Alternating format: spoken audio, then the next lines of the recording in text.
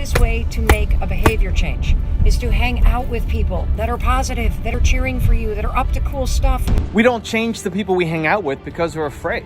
So the point is, ignore the negativity and focus on the positivity. Rise and shine, it's Entspresso time. I wake up every morning.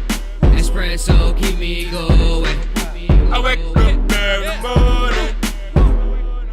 Hey, it's Carmichael, and this channel was created to help you overcome the #1 challenge that is holding you back, a lack of belief in yourself. You watch these videos because you know there's something more inside you too. You've got Michael Jordan level talent at something. So let's start your day off right together. Grab your coffee and sip on today's message from Mel Robbins. Also, if you want to have more confidence, check out my 254 series. They're free. The links to join are in the description below. If you didn't give a shit what anybody else thought, what's the thing you would love to be doing with your life? You might want to get honest with yourself. Like, instead of doing this, I want to be a millionaire, I want to do this. Do you really? Because you can make it happen. You actually can.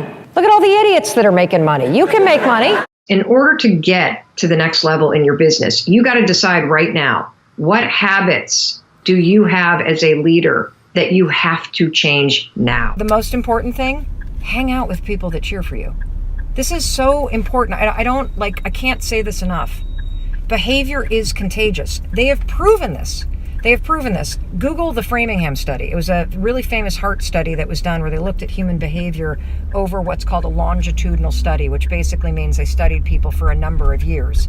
And they found that you catch the behavior of other people. If you hang out with smokers over time, your objection to smoking lowers because you're hanging out with smokers and you become socialized to it, and you are more likely to smoke. If you hang out with happier people, if you hang out with people that are more successful than you, if you hang out with people that run all the time, guess what happens?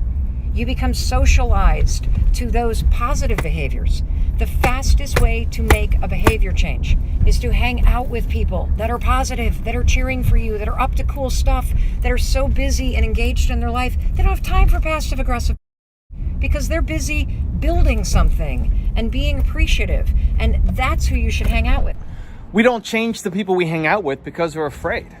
We're afraid that we're not going to find new people. We're afraid that we don't know where to find new people. We're afraid that we're going to get rejected and judged by these new people. We're afraid that if we lose the people who are hanging around us right now, that we'll have nobody, that we're starting over from scratch and we don't know what to do. And it's better to be with people who are just okay than to be lonely and be by ourselves.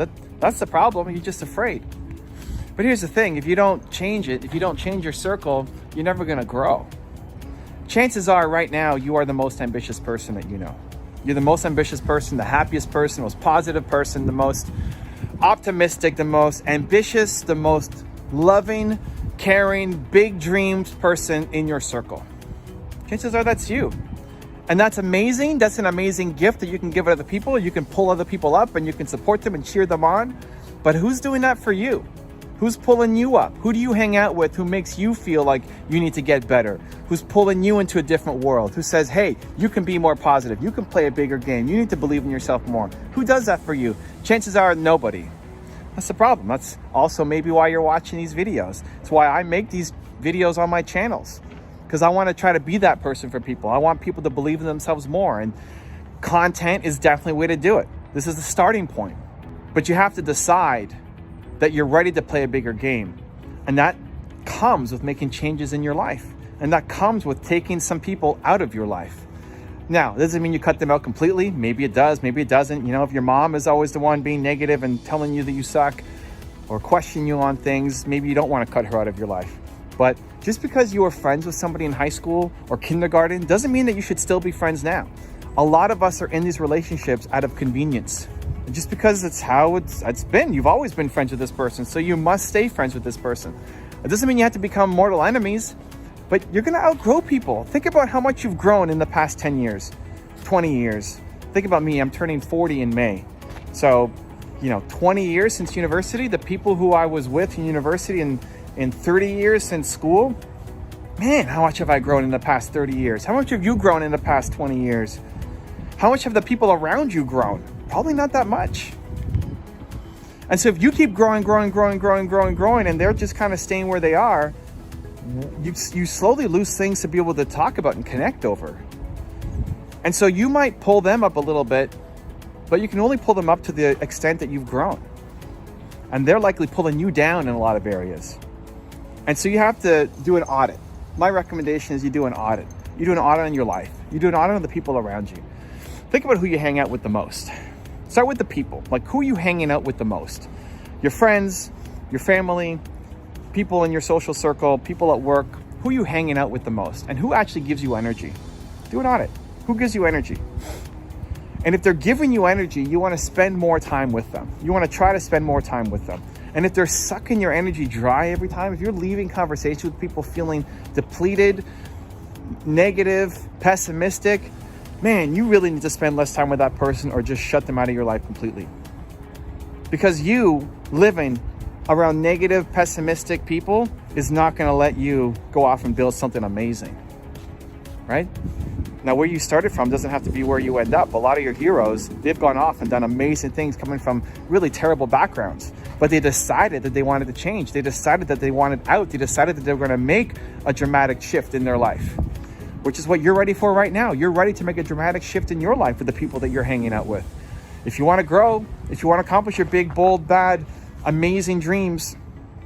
So step one is you audit the people in your life. And then step two is you audit the consumption of things in your life. How much time are you spending reading books, watching videos, listening to podcasts that build you up, that make you feel amazing, that make you feel like things are possible, as opposed to just entertainment? Shifting the amount of content that you consume from entertainment to education will change your life.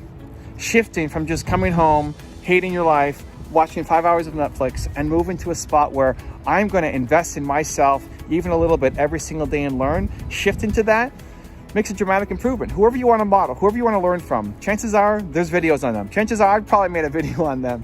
Go watch it. Go learn from them. You may never meet Mel Robbins, but you can learn from her. You can learn from her videos. You may never meet me, but you can learn from me and learn from my videos. And same thing for any of the mentors that you look up to. You can learn from them. There's videos, there's interviews, there's books, there's podcasts, there's lots of content. There's never been more opportunity to learn from your heroes. It used to be really walled off. It used to be only some select books, and hopefully they got an interview in some big newspaper, but most of your heroes were kind of walled off and you never heard from them. But now it's changed. There's no excuse why you can't get the knowledge that you need to learn. And then third, I'd really evaluate the groups that you're spending time in. I've just launched a new group called the Movement Makers, and we can link that up down below if you guys want to check it out, where I'm creating a private Facebook group for people who want to build a movement. Like, I'm going to be in there coaching and teaching twice a month, 90 minutes, helping people on certain topics and training. And then you also get to connect with other people who are trying to launch a movement. Like, when you're around other, even if they're not in your same town, when you're around other people who are trying to do similar things as you, who are ambitious, who are encouraging, who are positive, who make you feel amazing, everything changes. Suddenly you're not there trying to hold everybody together, right? Like, you're the glue trying to hold everybody's dreams together. You're fighting not just for your dream, but everybody around you, trying to make them build up, right? That becomes exhausting. When you're around other people who also have big, ambitious, crazy dreams, who are the weird ducks in their families as well, in their circles, and you're all encouraging each other and supporting each other, man, that's when you create amazing things. So whether it's my movement program, whether it's somebody else's mastermind, whether it's an event you can go to, whether it's a local meetup in your city, it's time for you to reach out. It's time for you to start spending time with people who are doing amazing things. Another year can't go by where you're still with the same circle. You're ready to grow. You're ready to grow. You have to spend today. You have to spend this week. You have to spend this month investing into yourself, not just knowledge like these videos, but actually reaching out, actually trying to join some kind of group, actually trying to find a new circle. Because yes, it's scary. Yes, you might be afraid. Yes, you might get rejected. Yes, you may not find the first group amazing right off the bat. That's okay. Continue to reach out. Because if you stay where you are and stay with the people that you're hanging out with, you're just going to get tiny growth year over year over year. And you know you're capable of more. And I know you're capable of more. And I want to see you rise up. Let's get it. Now, I've got a bonus video that I think you're going to enjoy. But before that, question of the day. I want to know, what is one group, what is one event what is one activity that you're going to immediately after this video start researching, start looking up to help you surround yourself with more positive, energetic, amazing people? Let me know down in the comments below. And if you're still here watching, I want to celebrate you. If you're willing to take action after watching this video, give me a hashtag believe down in the comments as well. I see a lot of questions here around dealing with a negative team or dealing with a team where we feel people may not have the right intentions or the right motives. How do people work with that? The viewers are asking. Yeah, it happens. And the answer is don't worry about it. Like, we can't obsess about the ones that are doing something wrong. We obsess about the ones that are doing something right. Instead of criticizing the ones that are negative, we want to build up and compliment the ones that are positive. Because when that's the reward structure, which is finding and identifying and rewarding good, then everybody wants to be rewarded and recognized, and so eventually the behavior comes in, as opposed to criticizing wrong. Nobody wants to be criticized, and all it does is it makes people back away and afraid. So the point is, ignore the negativity and focus on the positivity and start obsessing about the people that are doing something right. I learned this lesson the hard way.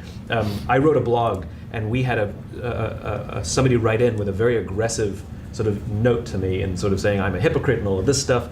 And my team got together and we discussed our response, and somebody wrote back, and he wrote back a very nasty response back, and we thought, okay, how do we react to this?